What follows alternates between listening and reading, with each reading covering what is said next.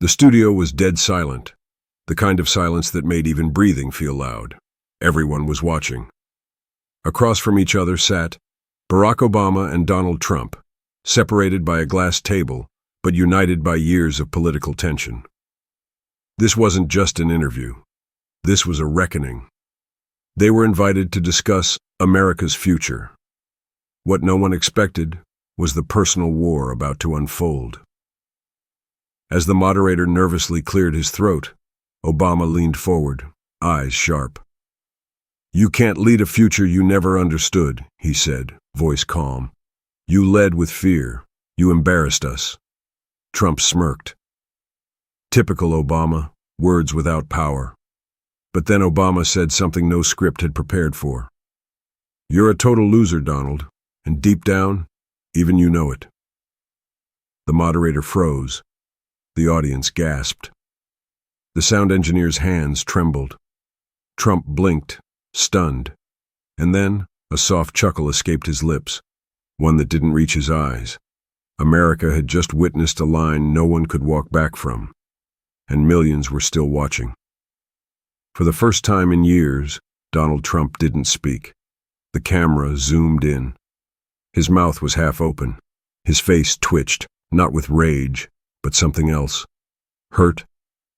Was he really holding back tears? Obama stared at him, not with smugness, but something closer to disappointment, like a teacher who expected better from a student who never listened. "You had power," Obama continued, "and all you did was divide, mock, destroy." Trump finally moved. He adjusted his mic, then leaned in and whispered, "You just made a huge mistake." Suddenly, he reached into his coat pocket and pulled out a sealed envelope. "What is that?" the moderator asked, panicking. Trump's hand was shaking. "Something I should have released years ago. If I'm a loser, then everyone watching deserves to know what a winner really looks like." He slapped the envelope on the table. Obama didn't flinch. The audience murmured. Security stood alert. The moderator turned pale. And just like that, the segment was paused for technical reasons. But behind the scenes, something massive was unfolding. And nothing, absolutely nothing, would be the same again. 10 minutes later, they were live again. Trump picked up the envelope slowly. The world held its breath. "I was saving this for when I was gone," he said. "But maybe it's better I show it now." Obama stared, calm.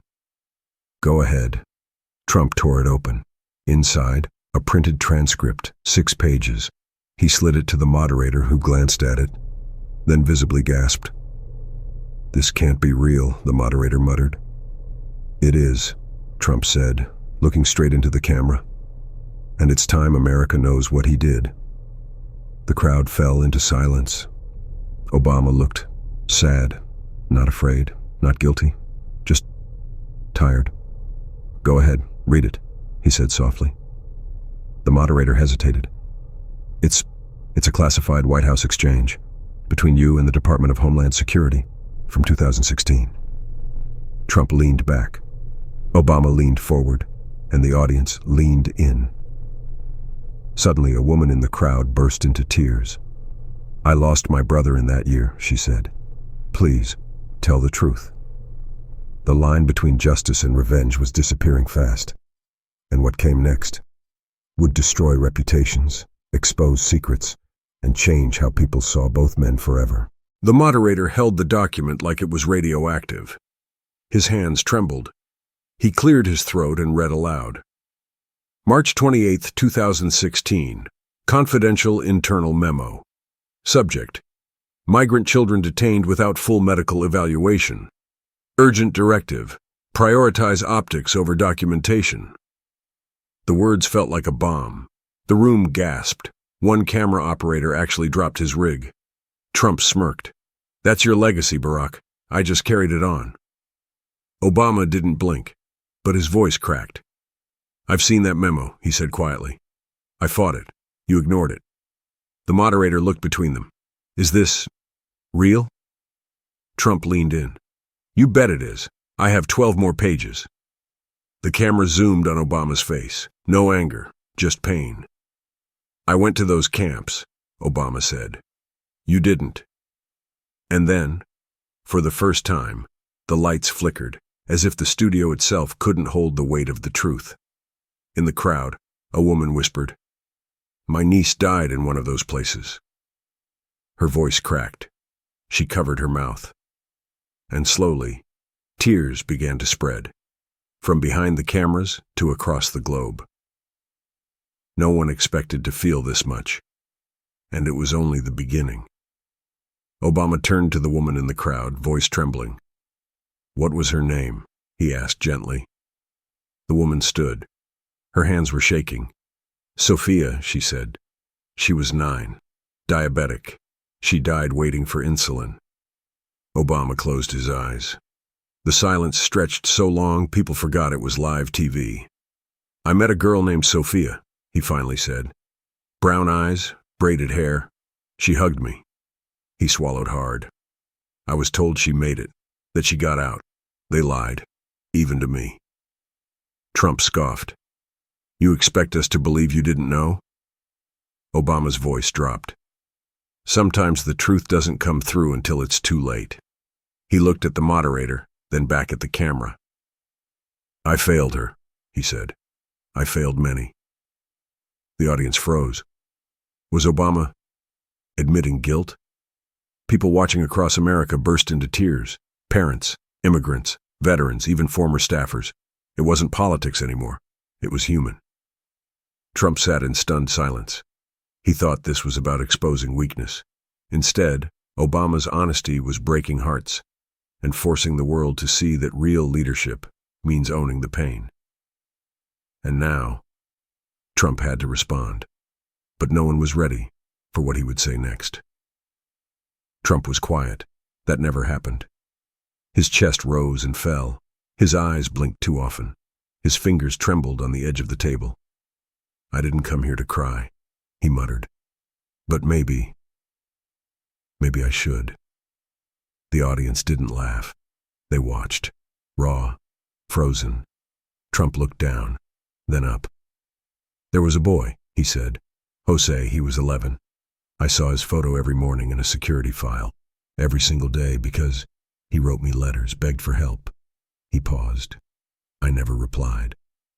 A woman in the back gasped. Someone else sobbed. "I wanted to win," Trump whispered. "I thought being strong meant ignoring weakness. But that kid? I see his face in my dreams." He turned to Obama. "You think I'm a loser? Maybe I am. But I wasn't always." Obama nodded slowly. "Then show them who you used to be." Trump looked at the camera. The mask dropped. "I wish I could start over." Millions watching across the world began to cry. Because for once, for just a moment, two bitter enemies weren't fighting. They were mourning. And somehow, healing had just started. Just as the crowd settled after Trump's emotional admission, a man stood up slowly in the front row.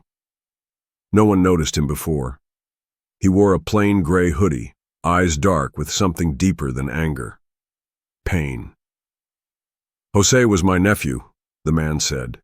Gasps filled the room. Obama turned his head. Trump's lips parted, but no sound came out. The man's voice cracked. "He never stopped believing you'd answer. He died waiting." The entire studio felt like it tilted sideways. Trump stood up. "What was his last letter about?" The man pulled a crumpled piece of paper from his coat. "He wrote it 4 days before he passed. Want to read it, Mr. President?" Trump hesitated. His hands reached forward, slow, careful. He took the letter. The paper was stained and soft, like it had been read 100 times. Trump looked down. His lips began to move, silently mouthing the words. When he looked up, his eyes were full of tears.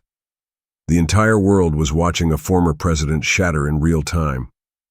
And yet this was still not the most painful part. That was coming next. Trump tried to speak, but the words got stuck in his throat. The moderator, shaken, finally asked, Would you read it for us? Trump nodded. He unfolded the small, wrinkled paper like it was made of glass, and then, with a trembling voice, he read, "Dear Mr. President, I know I'm not American enough, but I want to be. My mom says you're very busy. I understand. But if you have time, can you ask them to let me go to school again? I want to learn how to build planes. Maybe one day I can fly you somewhere. That would be cool. Your friend, Jose." Trump stopped, then added softly, "P.S. My chest hurts when I sleep. I think I need a doctor. But please don't deport me.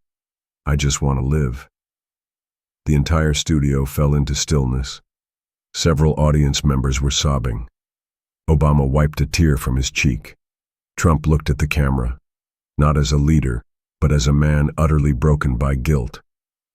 "I let him die," he whispered. But the truth was, it wasn't just him. The camera turned to Obama. He looked older, not physically, but in spirit. "There were days," he said softly, "when I stayed up reading the reports. Children without blankets, families sleeping under bridges. I tried to stop it." He paused. "But I didn't try hard enough." The words hit hard. A woman in the audience, a former Border Patrol nurse, raised her hand, crying. "I begged for more supplies," she said. "They told me to stop being emotional. One baby died in my arms. No name, just gone." Obama stood, walked over, and without a word hugged her tightly.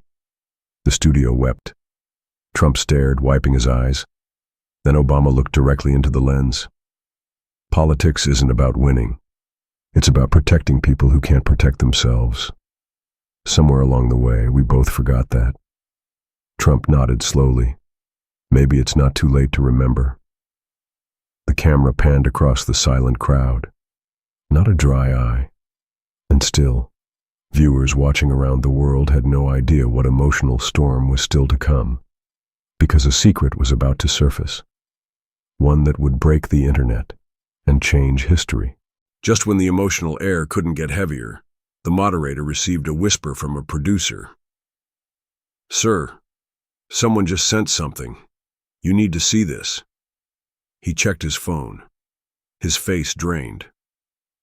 "We've received a live drop, encrypted, from a former DHS official. They say both administrations hid something massive." Trump stiffened. Obama's eyes narrowed. "Put it on screen," Trump said. The studio lights dimmed. A giant screen flickered on. A photo appeared of a field hospital just miles from the Texas border. Children on metal beds, oxygen tanks beside them, no parents in sight. The moderator read the attached file aloud. "June 2016. Covert Pediatric Isolation Facility. Authorized jointly by DHS and the Department of Defense under presidential emergency powers. Used during flu outbreaks. No public knowledge. No media coverage. 57 children unaccounted for." Someone in the audience screamed, "I worked there. They told us it was fake flu testing." Obama covered his mouth. Trump lowered his eyes. This wasn't about blame anymore.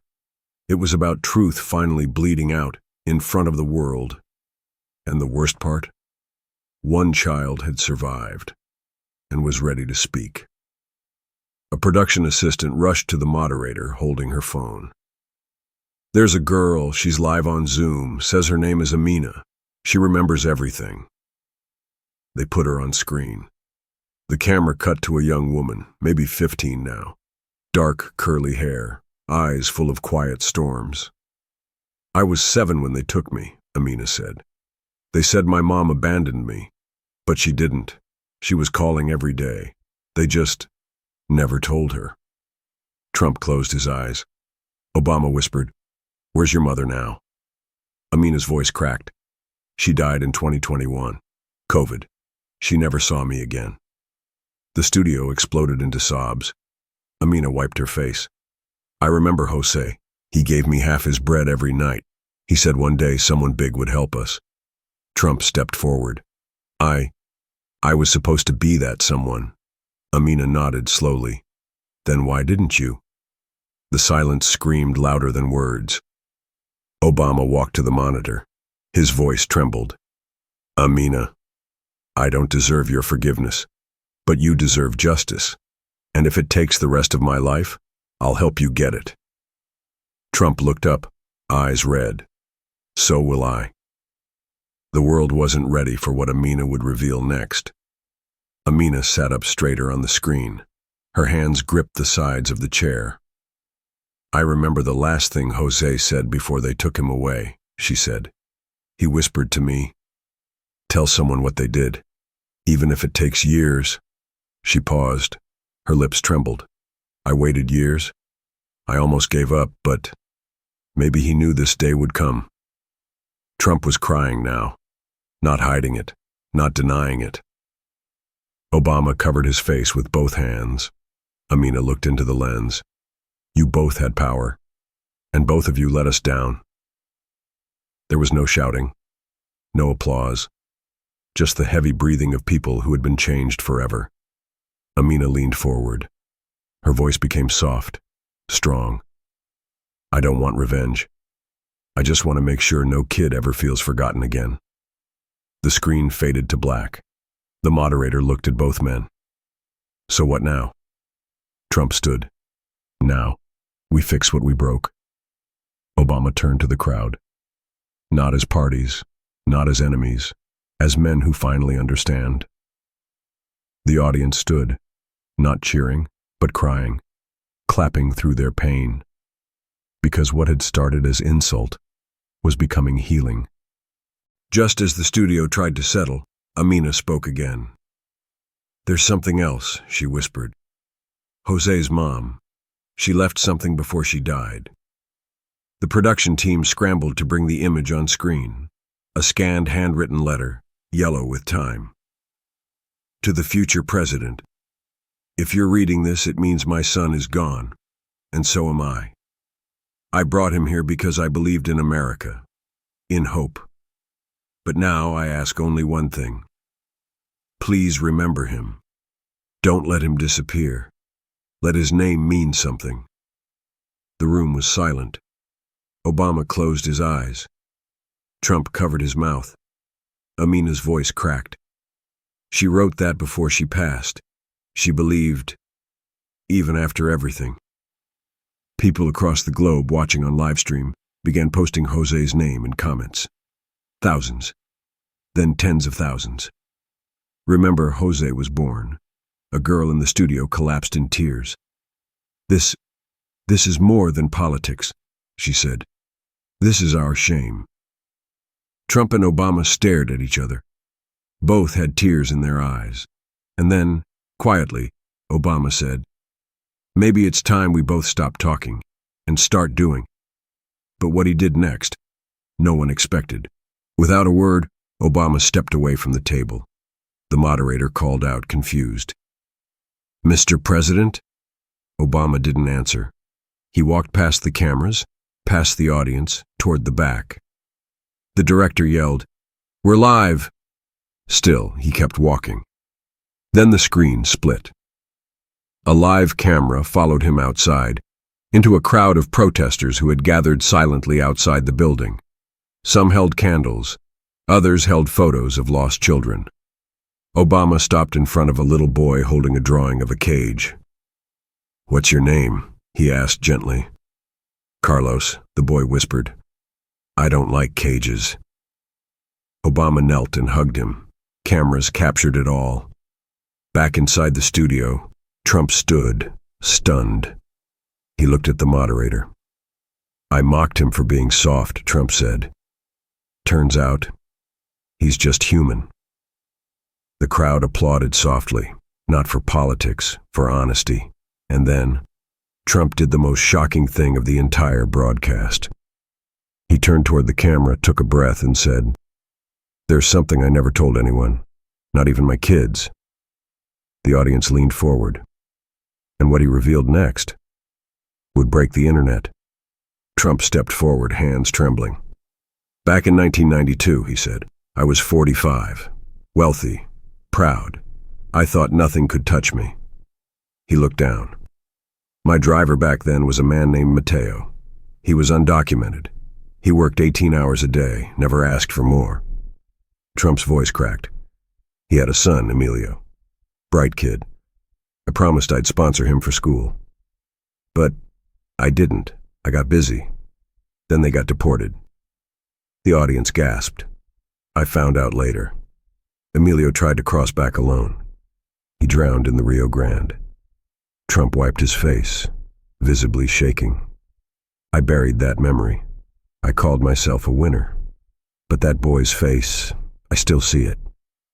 The studio was completely still. I never told the story because I didn't want to look weak, he said. But I was never stronger than I am right now. At that moment, the screen behind him flashed again. Amina had posted a new photo. It was Jose and Emilio, standing together in a detention center, holding hands. Two forgotten boys, two names the world would never forget again. And yet one final heartbreak was still coming. Just when the air couldn't get heavier, a new voice joined the broadcast. It came from the back of the audience, deep, firm, and familiar. Let me speak. A spotlight turned. A man in his 50s walked slowly toward the front. His name was Agent Miguel Herrera, a retired border officer who had worked both under Obama and Trump. I watched it all, he said. The kids, the cages, the lies, and the silence. He pulled a USB drive from his jacket pocket. This, he said, is my confession. The moderator hesitated. Trump and Obama exchanged tense looks. Miguel continued. I kept a hidden journal for years. Photos, testimonies, not for revenge, but for truth. Because every child we lost haunts me. He turned to Amina's screen. I was there the night Jose died. He was scared, cold, but he smiled. He told me he forgave me before he took his last breath. Amina broke into sobs. So did half the audience. Obama's hand covered his face. Trump looked down, shaking his head. What started as a battle of egos had become a story of ghosts, and the world would never forget their names. The studio sat in silence. Obama stood up first. I didn't come here expecting this, he said. I came to confront a man I thought I hated. But now I realize we both carry the same burden. Trump nodded slowly. I started this interview trying to defend my name. Now I don't care about that name. I care about making it mean something. Obama looked at him, eyes red. What if we created something real, together, a center, a place for children lost in the system? We fund it. Name it after the kids we failed. Trump paused, stunned. You're serious? Obama nodded. Trump turned to the camera. Then count me in. I'll match whatever he gives, double it if I have to. The moderator nearly dropped his mic. The studio exploded in applause, not from excitement, from relief, from hope. In a moment no one could have scripted. A Democrat and a Republican, two rivals, two flawed men, united in regret and redemption. Then a new graphic flashed across the studio screen. The Jose Emilio Center for Children's Rights, coming 2026. And just like that, the entire world stood still. Because change was finally happening. The lights dimmed. Trump stepped off the stage first, this time not rushing for attention, but holding Amina's letter close to his chest. Obama followed. They didn't speak. They didn't need to. As they exited the studio, people in the audience rose. Some clapped, some cried. Many just stood in silence, witnessing something they never thought possible. Two men putting humanity before pride. Then the screen faded to a final image, a photo of Jose and Emilio, two children, forgotten by power, remembered by the world. A voiceover closed the broadcast. They were just kids, but they changed history. If you've watched this far, if you cried, felt something deep in your heart, or remembered a name that was once forgotten, Please like this video so more people can hear Jose and Emilio's story. Subscribe if you believe the world needs more truth, more heart, and more healing. And most of all, comment their names below. Jose, Emilio, Amina, Mateo, Carlos, Sofia. Let their names live forever in the comments section, because this wasn't just a video, this was a reminder that real change starts with remembering.